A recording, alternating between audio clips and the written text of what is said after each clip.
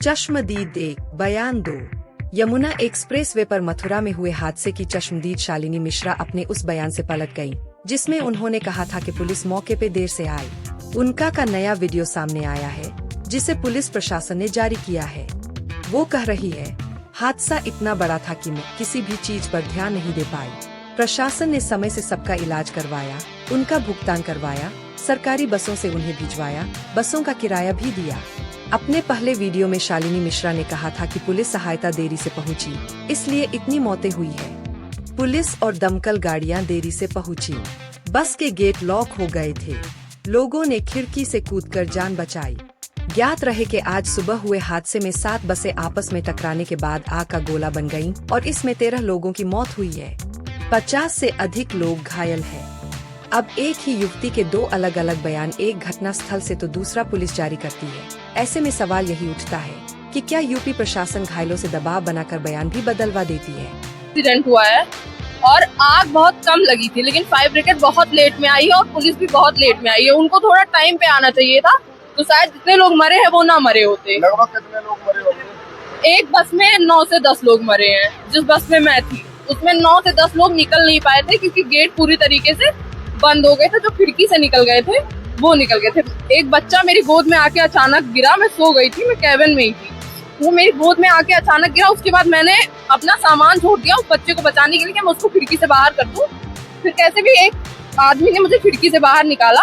Driver की आंख side की चली गई है एक ड्राइवर की, और जो दूसरा ऊपर कैबिन में था वो डायरेक्ट नीचे आ गया है। मतलब जितने भी लोग थे सबको चोट बहुत ज्यादा आई है। लगभग 5 से 6 बसें चली है, तो कितने लोग मरे होंगे? 30 के करीब लोग मरे हैं। 28 से 30 देर में आया।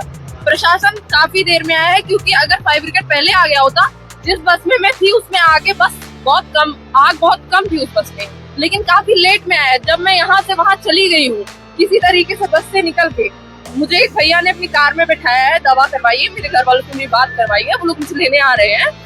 उसके काफी देर बाद प्रशासन है। मैंने 5 फोन किए हैं पुलिस को, मैंने अपने आप को दिखा सकती हूँ नंबर, मैंने 5 फोन किए हैं, पर मेरे पास सिर्फ एम्बुलेंस वालों का फोन आ रहा था। मेरे पास पुलिस नहीं आ रही थी एक भी बार। यहाँ पे रोड लाइट होने चाहिए। सारे एक्सीडेंट कोहरे की वजह से ही हुए हैं, इतने सारे फॉग की वजह से हुए हैं। अगर जगह जहाँ हैवी रोड लाइट्स होंगी तो एक्सीडेंट ना होते। और काफी स्लो स्पीड में बसेस चल रही थी, तेज नहीं चल रही थी। मैं जाग रही थी, वो खुद ड्राइवर बोल रहे थे कि इतना सारा फॉग है, कुछ दिख नहीं रहा है, हम इसको स्लो स्पीड में चलाएंगे। बट सिर्फ लापरवाही की वजह से और फायर ब्रिगेड लेट आने की वजह से इतने सारे लोगों की जान गई है। अगर आगे से आग बुझ गई होती तो इतने सारे लोग मरे ना होते। नमस्कार, मैं शालिनी मिश्रा। मैंने सुबह मथुरा हादसे पे एक मेरी वीडियो वायरल हो गई है, जिसमें मैंने कहा था कि प्रशासन ने काफ़ी देरी कर दी आने पे। बात ये है कि प्रशासन ने देरी नहीं की थी, वो इतना बड़ा हादसा था कि मैं किसी भी चीज़ पे ध्यान नहीं दे पाई।